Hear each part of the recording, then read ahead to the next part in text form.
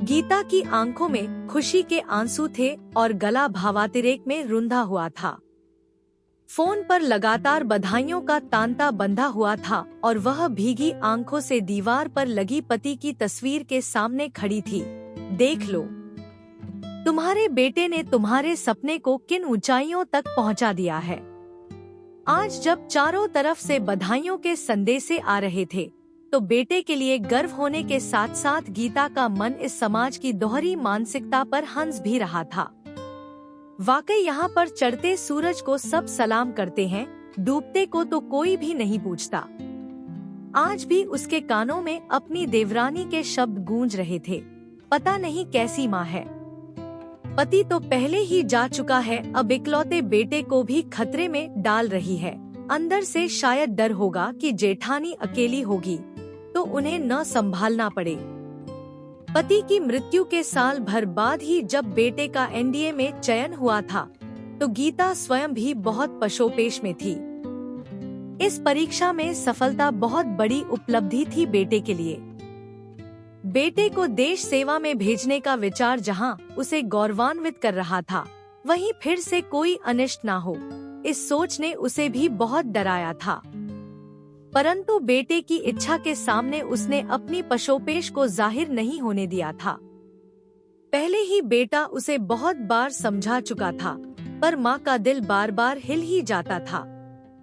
सदा से ही देश सेवा के लिए सेना में भर्ती होने के इच्छुक पति का स्वप्न अपने लिए तो पूरा नहीं हो पाया था, पर कब उनका यह अधूरा सपना उनके इकलौते बेटे का भी सपना बन गया, गीता और उसके पति को आभास ही नहीं हुआ। बचपन में सैनिक स्कूल में प्रवेश न मिल पाने को शायद उसने एक चुनौती के रूप में स्वीकार किया था और धीरे धीरे यह चुनौती उसके लिए एक जुनून बन गई थी। पिता की मृत्यु के बाद जब उसने एनडीए की परीक्षा देने के लिए अपनी मां गीता से अनुमति मांगी थी, तो गीता बहुत घबराई थी। पति को खोने का जख्म अभी ताजा था, कुछ और गलत ना हो जाए, यह विचार उसे बेटे को अनुमति देने से रोक रहा था। उस वक्त भी बधाइयों की कड़ी लगी थी, लेकिन उसके साथ साथ बहुत से दबेदबे स्वर भी सुनाई पड़े थे, उन लोगों के जिनके बच्चे असफल हुए थे। पीठ पीछे बातें करने वालों के भी दो गुट थे।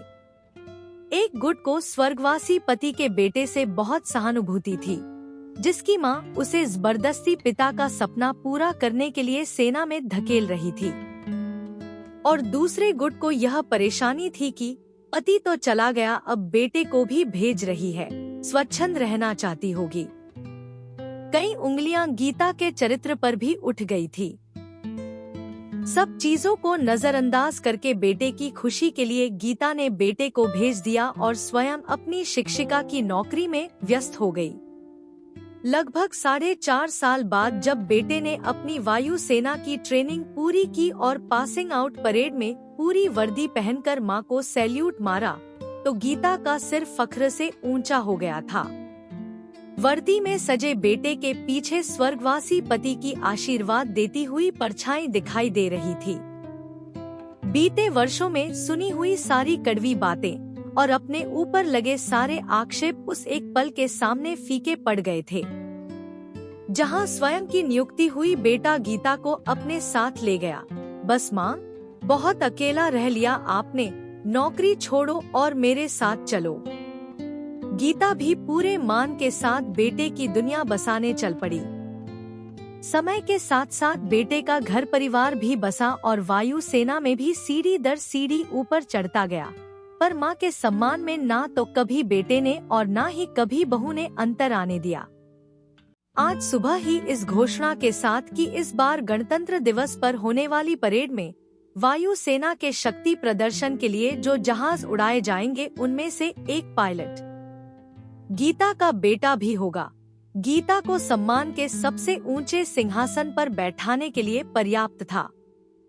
पारिवारिक व्हाट्सएप ग्रुप में जैसे ही यह खबर बेटे ने डाली, बधाइयों के फोन शुरू हो गए थे और अब पीछे पीछे उठने वाले अस्फुट स्वर भी मौन हो चुके थे, क्योंकि गीता की तपस्या और उसके बेटे की सफलता की गूंज कहीं ज्यादा दूर तक फैल गई थी।